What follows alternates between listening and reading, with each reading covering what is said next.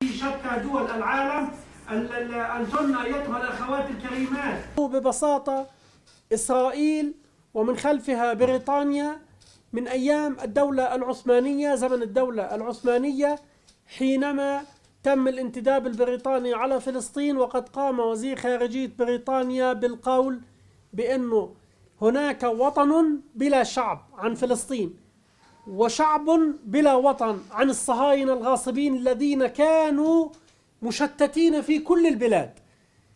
وزير خارجية بريطانيا أعطاهم الوعد لتكون فلسطين وطن لهم، وإلى أن نجحوا في جمع كل المستوطنين من كل أصقاع الأرض ومن كل البلاد ومن كل الدول وجاءوا بهم إلى فلسطين بحماية بريطانيا، قامت إسرائيل عام 1948 وتم احتلال فلسطين وبكل أسف، وقد وقع المسجد الأقصى المبارك منذ ذلك الوقت تحت الاحتلال الإسرائيلي.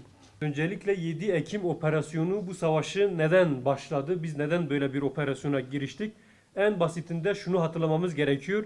Bundan yaklaşık 100 yıl öncesine kadar işgal ediliyor Filistin toprakları İngiltere tarafında ve o zamanki İngiliz Dışişleri Bakanı İsraillilerle bir araya geliyor ve diyor ki haksız bir vatan var, yani Filistin'i kastederek, ve vatansız bir halk var İsrail'i kastederek ve yeryüzünün dört bir tarafında işgalcileri, yerleşimcileri getiriyorlar, Filistin'e dolduruyorlar ve orada Filistin topraklarını işgal ediyorlar. 1948 yılında sözde terörist şebeke orada kuruluyor ve o günden itibaren Filistin, Mescid-i Aksa işgal altında, onların çizmeleri altında.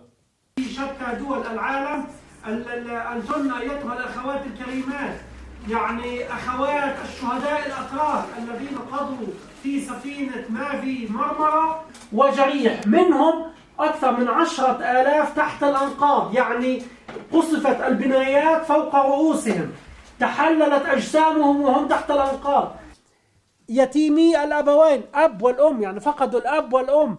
هناك آلاف الأيتام الآن بلا مأوى، بلا منازل، بلا ملابس، بلا طعام، بلا غذاء، بلا دواء، بلا مستشفيات، بلا دفاع مدني.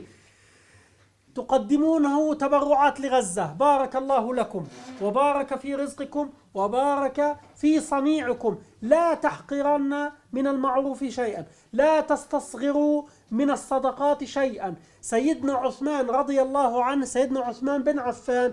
Ve işte bundan dolayı bu mücadele Mescid-i Aksa mücadelesidir.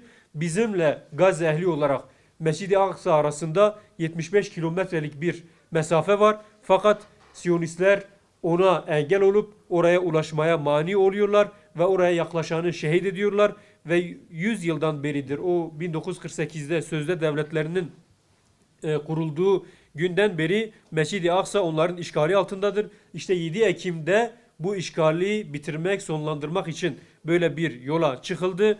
Başta şehit Yahya Sinvar olmak üzere Ebu Ubeyde, Muhammed Ebu Dayf gibi komutanların bir çağrısı vardı. Ey İslam ümmeti, elinizi uzatın, hep beraber özgür Mescid-i Aksa'da namaz kılalım dediler. İşte İslam ümmeti olarak bizim onların çağrısına lebbeyk deme zamanım geldi ve bizim onların bu çağrısına cevap vermemiz gerekiyor. Çünkü Gazze halkının şu anda bize ihtiyacı var.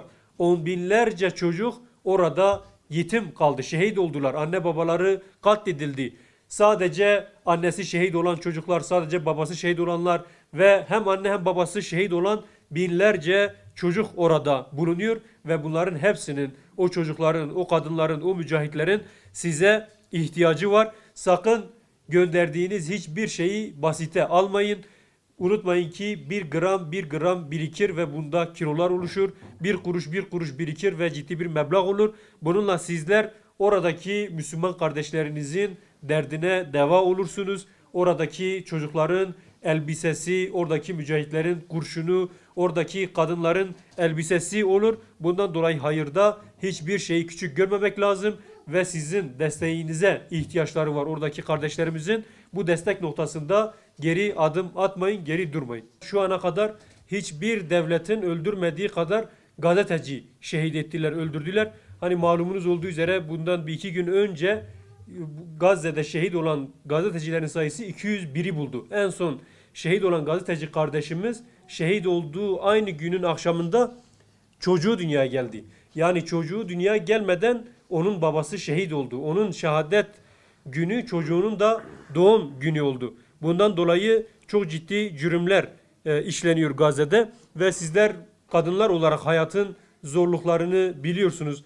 Bir de özellikle Gazze'de bir kadının yaşadığı zorlukları göz önünde bulundurduğumuz zaman ki orada adamları şehit ediyorlar, çocukları şehit ediyorlar, kadınları şehit ediyorlar, erzak depolarını imha ediyorlar, çarşıları, üniversiteleri, camileri, her şeyi darmadağın ediyorlar, tarumar ediyorlar ve bundan dolayı Gazze'deki kardeşlerimizin size ihtiyacı var. Yapacağınız her yardıma, her yaptığınız desteğe o kardeşlerimizin ihtiyacı var. Buraya gelmeden önce kardeşlerimiz sizin burada yapmış olduğunuz çalışmalardan bahsettiler. Bu yardımın oraya ulaşılması için yaptığınız emeklerden bahsettiler. Rabbim sizlerden razı olsun. Rızkınıza bereket versin. Allah Azze ve Celle bu yaptığınız sayda, bu yaptığınız uğraşıdan dolayı sizleri Mescid-i Aksa'ya giden yolda o mücahitlerin payında payidar eylesin Rabbim sizleri.